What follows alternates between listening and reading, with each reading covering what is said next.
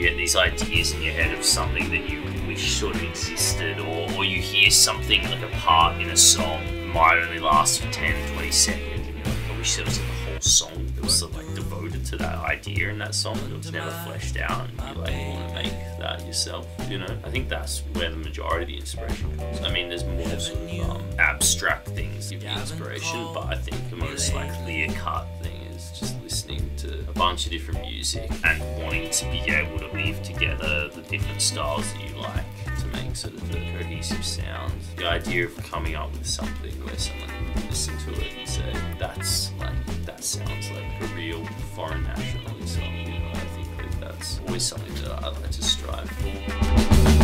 I'll count to 2 and then you choose what's more degrading. So in terms of writing and creating polished products, we all take part in that. The initial ideas start off with Mark, really, and he does, I'd probably say, the majority of knocking out the skeletons and bare bones of a lot of the tracks with demos. Tom does a bit of work. He's written a couple of classic rock bangers. But in terms of creating finished products, we kind of just play together, really. It becomes a different beast when you play it live, and you kind of play off each other instead of just one person with one idea. All of a sudden you've got 5 people's opinions trying to embellish. Yeah, and you end up coming to agreements, you know. Sometimes a bit tumultuous, but it's all good in the end.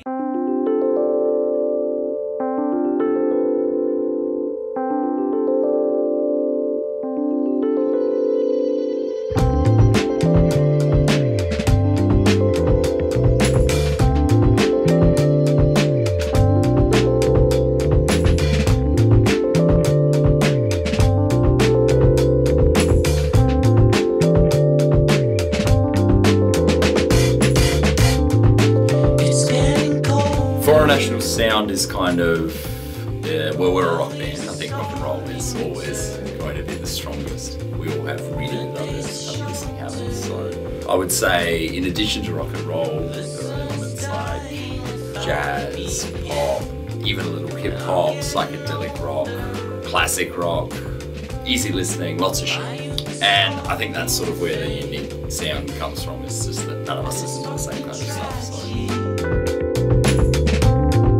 Laying a childhood slowly waste, but I'm 22. I set myself up to lose.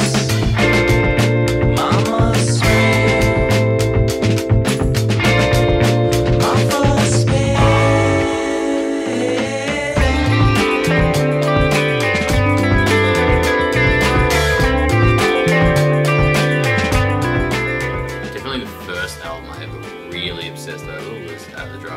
Relationship with Command just introduced me to like the raw power of music and made me see how cool being in a band was, I suppose. Yeah, definitely Relationship with Command. all of your guns are alive. You ain't older. Your conscience is free, but you had to die. Terra Melos, like they're self-titled, and an EP called Drugs to the D Youth just like kind of broke all of my previous kind of expectations of what music could be. It was just absolutely psychotic. I didn't understand it for years, but I enjoyed listening to it, and I just thought they were kind of mucking around, and then turns out they knew exactly what they were doing, and that just kind of like blew my mind, and has ever since. And it's just kind of nice to know that music doesn't necessarily have a lot of boundaries, which is important in terms of writing and working with other people. I think I'm losing inside.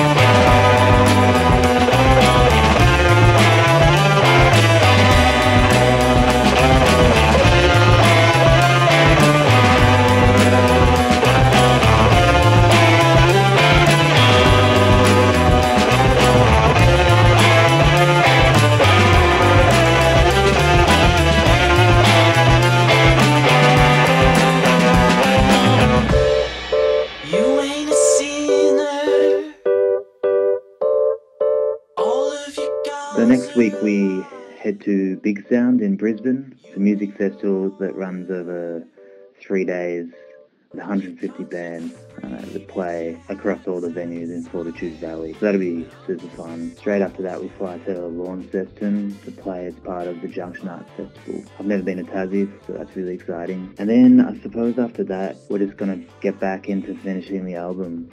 90% done, we'll just have to do a few little overdubs and refine it overall. So we'll hope to have that out by the end of the year, and then I guess next year, early next year, we'll be doing gigs in support of that. It's time to lay down.